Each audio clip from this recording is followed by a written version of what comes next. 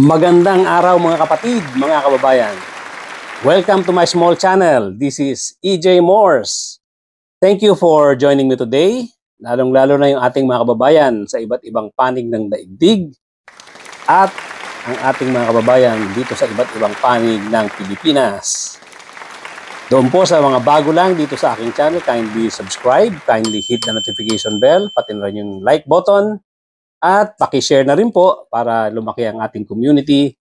At bago tayo magtuloy-tuloy, as usual, yung ating EJ Morse prayer.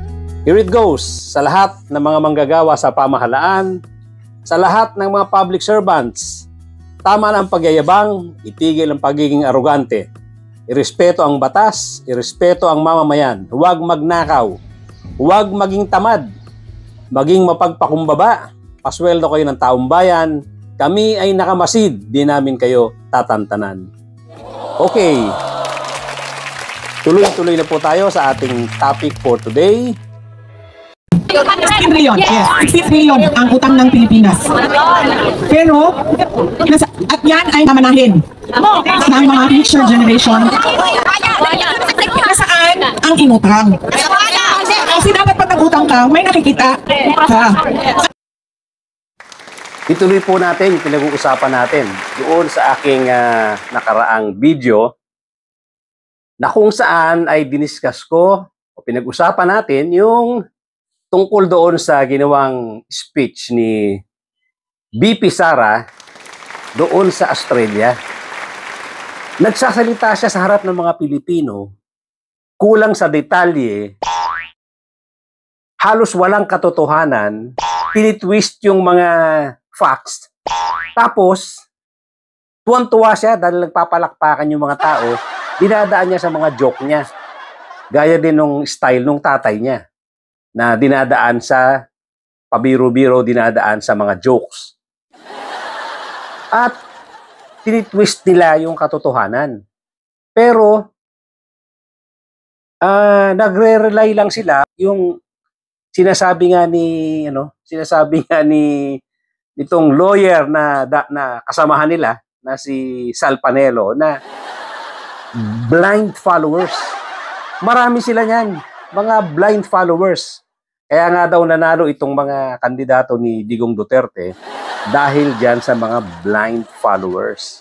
Ngayon, itong si Sara Duterte, nagsalita nga ito doon sa Australia at sinasabi niya nga doon sa una kong episode, yung tungkol doon sa pag-aresto ng tatay niya na ito daw ay kagagawan ng gobyerno dahil mag-e-eleksyon na nga daw.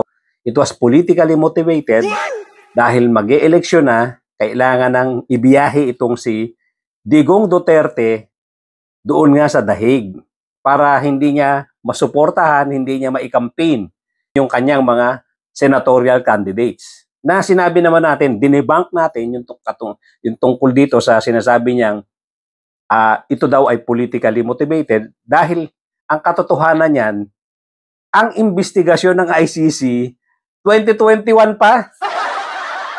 Wala pa nga eh. Hindi pa nga presidente si PBBM at saka wala namang election that time nung inumpisa ng investigation na to. Ano pa yung sinasabi niya? Na ito daw ICC ay kine-question niya dahil wala naman daw mga Western countries or mga Western leaders na kinakasuhan. Ang mga kinakasuhan lang daw dito, yung mga African, yung mga black Africans na mga French-speaking at nag-iisang Asian nga daw itong si Digong Duterte. So anong connection doon? Kung Asian, nag-iisang Asian. Kung talaga namang may nakita ang krimen. Nag-imbestiga ang Quadcom, nag-imbestiga ng pagkatagal-tagal itong lower house at nakita na merong talagang violation, merong mga nakikitang dapat sagutin na krimen itong si Digong Duterte. At ang hindi natin maintindihan dito, kine-question nga natin kung talagang itong si Sara Duterte ay naintindihan niya yung sinasabi niya. Nung sabihin niya na wala nga daw kinakasuhan ng mga taga-Western countries na itong mga Western country leaders ng ICC. Samantalang, ang question natin dyan, Sara Duterte, paano magkakaso ang ICC? Korte yan. International Court yan. Ang dapat magkaso dyan, yung citizens na kung saan ginagawa or ginawaan ng krimen ng kanilang mga leader. Katulad din dito sa atin sa Pilipinas. Sino ba nagkaso? Kay Digong Duterte. Hindi ba? Yung mga pamilya ng mga naging biktima ng war on drugs ni Digong Duterte. Kaya nakakatawa itong pambobola na ginagawa ni Sara Duterte. Bakit daw hindi umiimik? Bakit daw walang imik ang ICC nung bombahin ng US ang Iran? Although hindi niya naman binanggit ang US. Pero sinabi niya, a few days ago may binomba. Yan, Western country nga daw ang gumawa. So, US ang binabanggit niya. Pero ang nakakatawa pa doon, again, wala na naman sa katotohanan yung sinasabi niya. Inaasa niya lang doon sa mga blind followers nga dahil nagtatawa na, nagpapalakbakan sa mga sinasabi niya. Yung sinabi niya na wala naman daw imik ang ICC doon sa nangyaring pambobomba. Bakit wala daw silang comment, walang sinabi? Ito naman ang sinagot natin doon, hindi ba? Sabi ko, bakit naman magko-comment ang ICC? Bakit naman iimik ang ICC samantalang korte sila?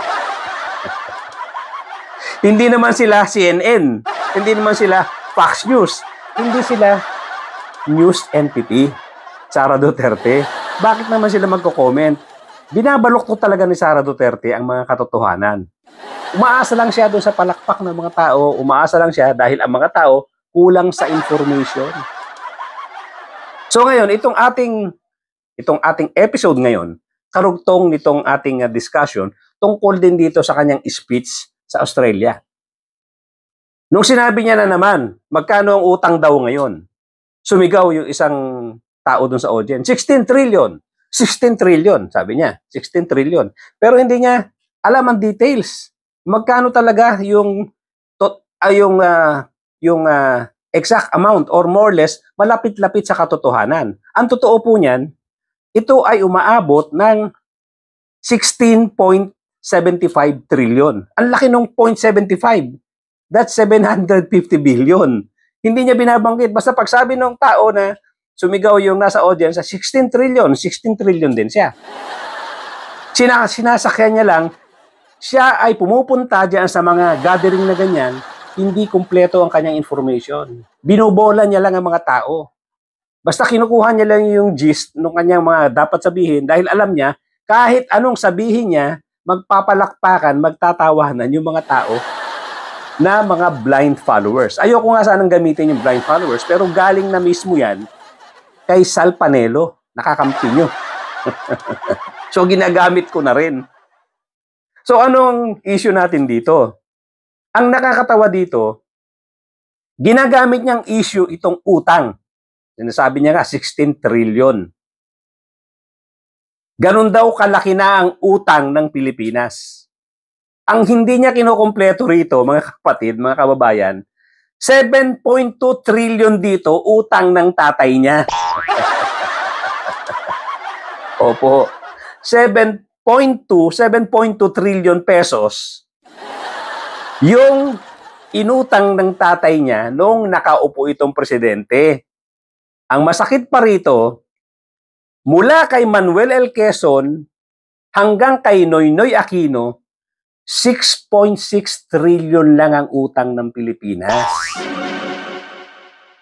Isipin niyo yun, 89 years yun. Ito nakuha ko doon sa sinabi ni Larry Gadon. Ginagamit ko lang. Pero siyempre may basihan siya rito. Taga-gobyerno rin naman yan, si Larry Gadon. So, isipin mo, from the time na nakaupo si Manuel L. Quezon hanggang kay Noynoy Aquino, 6.6 trillion lang ang utang ng Pilipinas. Nung umupo si Digong, nadagdagan niya ng 7.2 trillion. At ngayon nga, kung susumahin natin, hanggang dito kay PBBM, umabot nga ng 16.75 trillion pesos. Wow. Lumalabas, kulang-kulang 3 billion pa lang ang nauutang nitong si PBBM. Currently, itong 2025. So lumalabas, ang utang natin, kung i-breakdown natin, mula kay Manuel L. Quezon hanggang kay Noynoy Aquino, 6.6 million yon. Nung time ni Digong, 7.2 trillion. Nung time ni PBBM hanggang ngayon, 2.95 trillion pesos. Yun nga ang total na 16.75 trillion.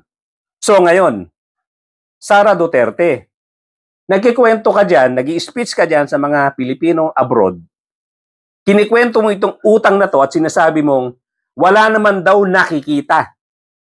Dapat pag nangungutang ay mayroong nakikitang proyekto.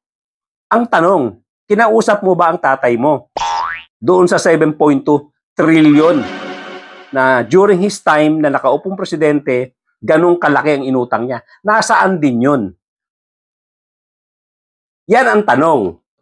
Naitanong mo ba sa tatay mo, saan ginamit yung 7.2 trillion na nautang niya nung siya ang presidente?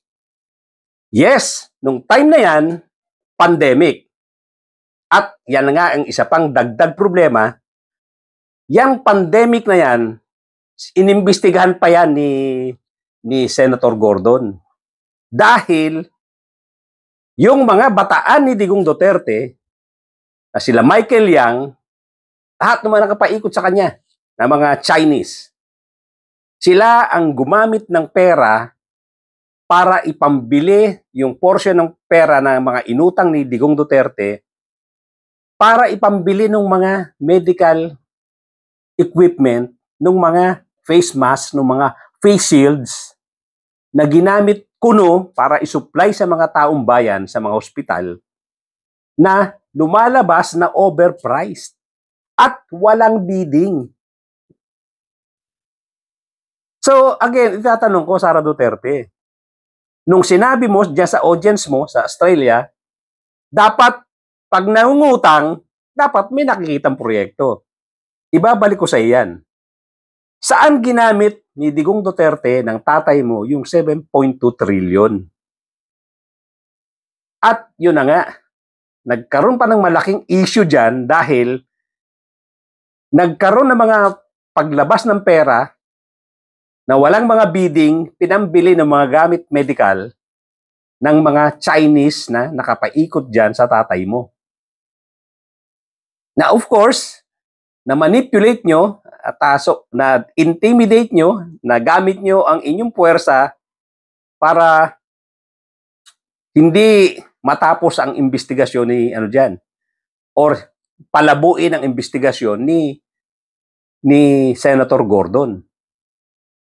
At pinagbantaan pa ni Digong Duterte na hindi na mananalo hindi ka na mananalo sa eleksyon.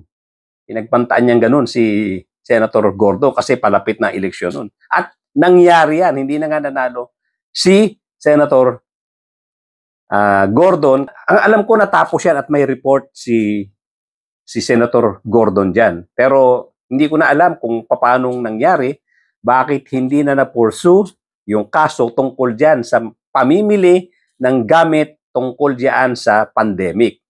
Mga medical supplies na ginamit during the time na mayroong pandemic. At yun na nga, lumalabas doon sa mga proyekto na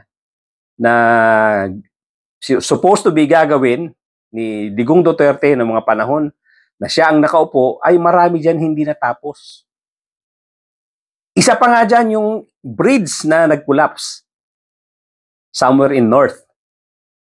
Isa yan sa mga projects na ang tumapos ay yung time na ang nakaupo ay si Digong Duterte. At napakalalaking mga budget ang inilagay dyan. Kaya itong si Sara Duterte, sinasabi ko ulit, mahilig siyang magsalita sa harap ng mga Pilipino abroad, nakulang siya sa information at hindi niya sinasabi ang lahat ng detalye. kung ano lang yung pabor sa kanya, sa tatay niya, na dapat marinig ng mga Pilipino, yun ang sinasabi niya. Itong utang, ang sarap lang sabihin sinabi niya na nangutang pero walang makita na mga proyekto doon sa inutang. Pero hindi niya binabanggit yung tatay niya na mas malaki pa ang inutang. Of course, hindi pa tapos yung term ni PBBM. So baka itong halos 3 billion na to ay madagdagan pa. Hindi natin alam yun. Pero agree ako sa sinabi mo. Dapat may makitang proyekto rito. Kaya lang, yung sa tatay mo, mas malaki. Mas malaki. 7.2 trillion. Na dapat may makitang mga proyekto dyan. At yun na nga, malaking problema rito dahil alam ko doon sa investigasyon ni Senator Gordon, malaking pera ang lumabas pambili doon sa mga medical supplies na ipinamudmod, pinamigay daw sa mga taong bayan, pero lumalabas sa investigasyon ni Senator Gordon na overpriced. At walang bidding-bidding yan. At yung ginamit na company nitong sila Michael Yang, 600,000 pesos lang ang capitalization. Samantalang ang proyektong ginawa nila para dyan sa pandemic ay halagang billion. I think it was 2 billion pesos yung kanilang mga pinamili dyan. Hindi ko alam kung yan na ang complete amount, pero naalala kong amount niya is about 2 billion. Isipin nyo, paano nakapasok sa gobyerno ang isang company para bumili, mag-supply ng mga medical supplies na ang capitalization ay 600,000 lang at ang kanyang kontrata ay halagang billions. So, marami po talagang nangyari nung panahon ni Digong Duterte na hindi maipaliwanag. Kaya dapat lang talaga itong managot. Tama lang ito na nadala sa dahig para sagutin niya ang mas matinding krimen na ibinibintang sa kanya, which is yung pagkamatay ng libu-libong mga mamamayang Pilipino doon sa kanyang war on drugs. Kaya lang, binabanggit natin ito dahil nga itong si Sara Duterte, sinasamantala niya, itong si Sara Duterte, sinasamantala niya ang kakulangan sa information ng mga Filipinos abroad. Gumagamit siya ng mga ganitong klaseng information na hindi niya naman kinukumpleto ang detalye. Na sinasabi niya, sa ngayon, 16 trillion na ang utang. Pero hindi niya dinitalye na ito ay 6.6 yung nadatnan ni Digong Duterte, 7.2 ang inutang ng tatay niya, at itong si PBBM ay nakaka 2.95 trillion na or almost 3 trillion. Kaya umabot ito ng 16.75 trillion. Hindi niya dinidetalye. Basta sinabi niya, ang utang ngayon ay 16 trillion na. Pero wala namang nakikitang project ang gobyerno. Yan. Ganyan po sila mag-misrepresent. Ganyan po mag-misrepresent itong si Sara Duterte para lang galitin ang taong bayan. Para sabihin ng mga mamamayan, ang present government ang umutang ng 16 trillion. Hindi niya kasi dinidetalye. Pinalalabas niyang napakasama ng present government. Yan po ang intensyon niya rito. Siraan yung current government at galitin ang taong bayan. Hindi ko kinakampihan itong si PBBM. Kaya lang, kinokorek natin yung kakulangan ng information na binabanggit naman ni Sara Duterte. Ang sinasabi ko, tama rin naman yung sinasabi niya, dapat itong almost 3 trillion na inutang ng PBBM, dapat ito ay may accounting, dapat ito ay may makitang project. Pero, i-account din muna or i-account din ni Digong Duterte itong mga tao ni Duterte dahil nakakulong na nga si Duterte, i-account nila itong 7.2 trillion pesos sa napunta yan. Hindi po pwedeng sisisihin mo ang present government dito sa 16.75 trillion, hahanapan mo ng proyekto dun sa 16.75 trillion na ang katotohanan naman dyan, 3 trillion pa lang yung current government, ang utang ng current government ay 3 trillion pa lang. Mas malaki nga yung kay Digong Duterte. Pinakamalaki siya. Pinakamalaki 7.2 trillion pesos. Again, yung sinabi nga ni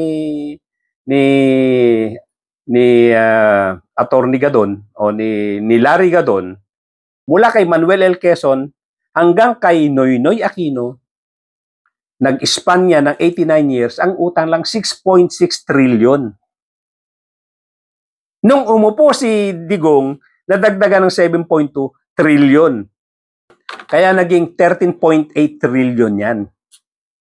At nadagdagan na nga ng almost 3 trillion nitong present government. Kaya naging 16.75 trillion. Ang amazing dito, yun ang sinasabi ni Larry Gadon na 89 years na 6.6 trillion pesos na utang, nilagpasan pa ni Digong Duterte. Yung 89 years na yan, 6.6 lang.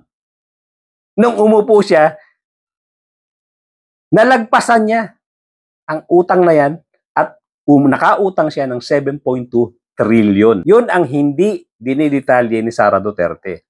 Na para sa aking palagay, yun na nga, hindi maganda ang kanyang intensyon. Bulahin niya yung mga taong nakikinig sa kanya, papaniwalain niya na napakasama ng gobyerno ni PBBM at napakabuti ng gobyerno ng tatay niya. Na kung tutuusin, ang laki ng diferensya. Ang laki ng diferensya.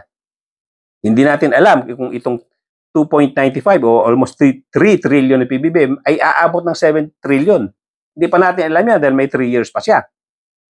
Pero I doubt it.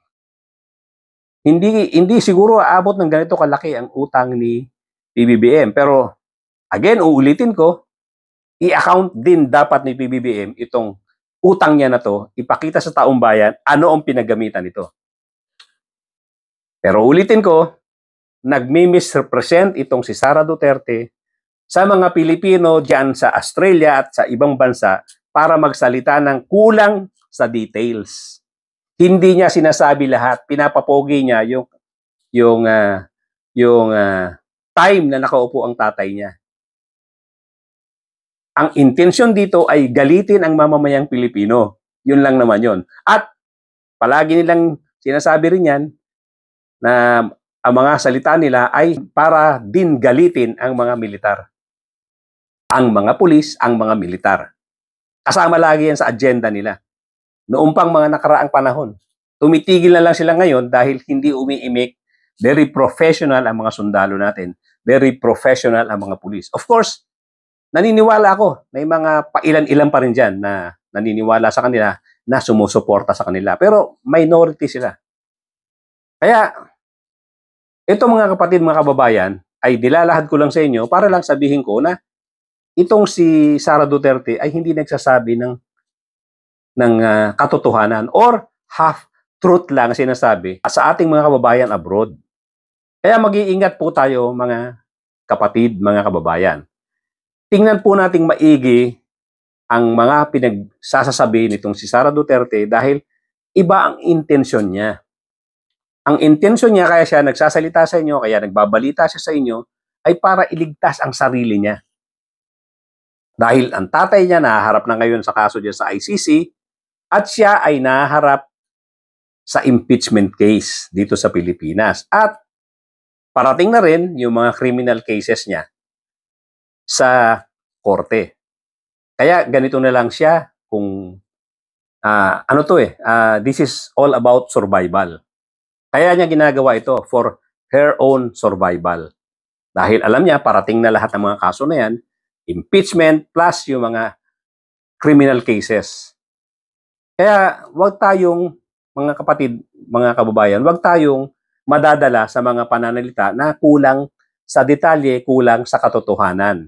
Delikado po yan. At again, warningan ko kayo, wag na nating iboto sa darating na mga eleksyon pa ang mga taong hindi nagsasabi ng totoo sa atin or sa inyo.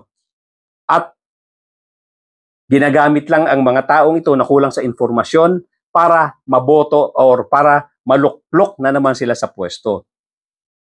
Tandaan niyo mga kapatid, mga kababayan, hindi na halos nagtatrabaho itong si Sara Duterte ngayon. Madalas nag-a-abroad. Ginagamit pa ang opisina ng Vice President para yan, sa lahat ng mga lakad niya abroad, yung mga pagko-coordinate, lahat ng mga arrangement. Pero ginagastosan po ng taong bayan yan. Ang Office of the Vice President, mga kapatid, ay ginagastosan, sinisweldohan ng mamamayang Pilipino. And yet, ito, hindi na halos nagtatrabaho. Ang inaasikaso na lang nito, yung pangsarili niya at yung para sa tatay niya. Luging-lugi po tayong mga mamamayang Pilipino dyan. Ginagastosan natin yung Office of the Vice President and yet, hindi na sila nagfa-function normally. Ang mga kilos nitong si Sara Duterte, ang kilos ng Office of the Vice President, yun ang nakafocus sila doon sa survival ng kanilang apelyidong Duterte.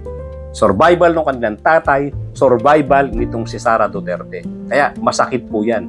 Tayo po ang gumagastos, pinapasweldo natin ang mga staff niyan, pinapasweldo po natin si Sara Duterte.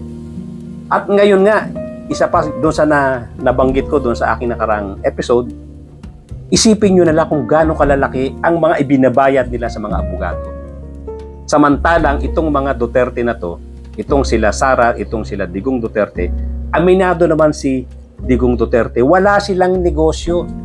Ever since, sa gobyerno sila nagtrabaho. And yet, gaano kalaki ang binabayad niya kay La Kaufman? Ang estimate nga dyan, 150 million a month. Ganyang kalaki. Saan nakuha ni Digong Duterte yan? At ngayon naman, itong si Sara Duterte, kinuha itong very expensive law firm ni De La Fortune. Very expensive din po yan. Ngayon, since ito ay mga government worker, saan nila kinuha yung mga ganyang kalalaking pambayad sa abogado? Mga kapatid, mga kababayan. Again, mga kapatid, mga kababayan, hanggang dito na lang po muna. Thank you so much for joining me today. Doon po sa mga bago lang dito sa aking channel, kindly subscribe, kindly hit the notification bell, pati na rin po yung like button at pakishare po natin sa ating mga kapatid, ating mga kaibigan, ating mga kamag-anak para lumawak at lumaki ang ating munting channel. Nang sa ganon, maraming makaalam dito sa ating mga issues na pinag-uusapan, especially tungkol dito sa ating mga public servants na hindi na talagang nagsiserve sa ating mga mamamayang Pilipino at iniisip na lang nila, ginagawa na lang nila yung kanilang mga pangsariling kapakanan. Huwag na po tayong pumayag sa ganyan. Tandaan po natin itong mga pangalan to, ang mga pagmumukha nito. Huwag na po natin silang iluklok sa pwesto sa mga darating pang mga eleksyon. Thank you so much. Again, mga kapatid, mga kababayan, magkita-kita po tayong muli.